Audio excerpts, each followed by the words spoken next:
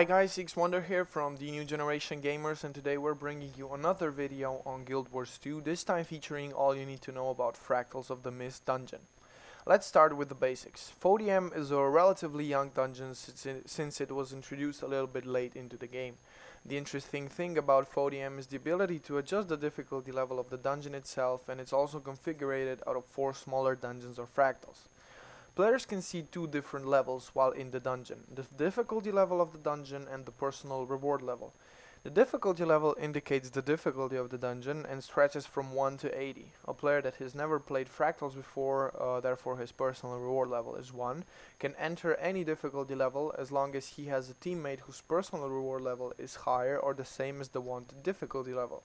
So in the other words, you can only choose a difficulty level that you or one of your teammates has already achieved. That brings us to the personal reward level. Every player starts the fractals with his reward level at 1.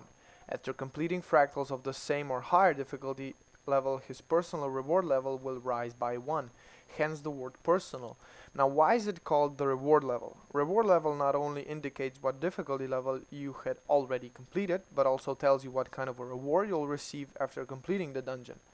As I mentioned before, FODM is consisted out of 4 smaller dungeons. Generally there are 10 different smaller fractals. A single run of FODM consists out of 3 or 4 of them. 3 if the difficulty level is odd, so 1, 2, 3, 5 and on, and 3 plus 1 if the difficulty level is even, so 2, 4, 6 and on. The regular smaller dungeons or fractals are picked out of 9 of the before mentioned 10. This occurs randomly without a noticeable pattern. The 10th fractal is the bonus fractal, which appears after the first 3 in an even numbered difficulty level. It's always the same. In other words, you should always play an even numbered difficulty since the last fractal only takes about 15 minutes. Now for the rewards and loot. A single run of FODM will consume about 40 to 50 slots, so you have to be prepared. The loot of course drops from mobs, but most of it is hiding in the chest received at the end of a single fractal. In the chest, in the first 3 fractals, you also receive fractal relics. The amount of the received relics depends again on the personal reward level. For example, if your reward level is below 5, you'll receive only 5 relics per fractal. On the other hand, if your reward level is beyond 76, you'll receive 20 of them. At the 4th bonus fractal you receive more relics than in others. Below level 5 you'll receive 15, beyond level 76 you'll receive 90. The loot also scales with the difficulty. In the first 3 fractals you have a decent chance of getting rare items and some useful crafting items. In the 4th fractal you have a very high chance of receiving rare items, even exotic items. You also have a high chance of receiving very valuable crafting materials like cores and lodestones that can be sold for more than 1 gold or used to build gifts for the legendary items. After completing the dungeon you receive a special reward for finishing it. This reward always consists out of a bag of coins, a certain amount of fractal relics and some other goods. The amount of fractal relics again scales with the difficulty, as do the other goods.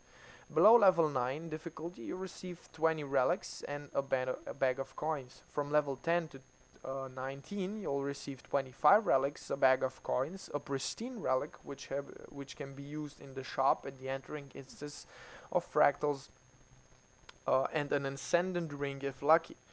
Ascended are the accessories with the best stats.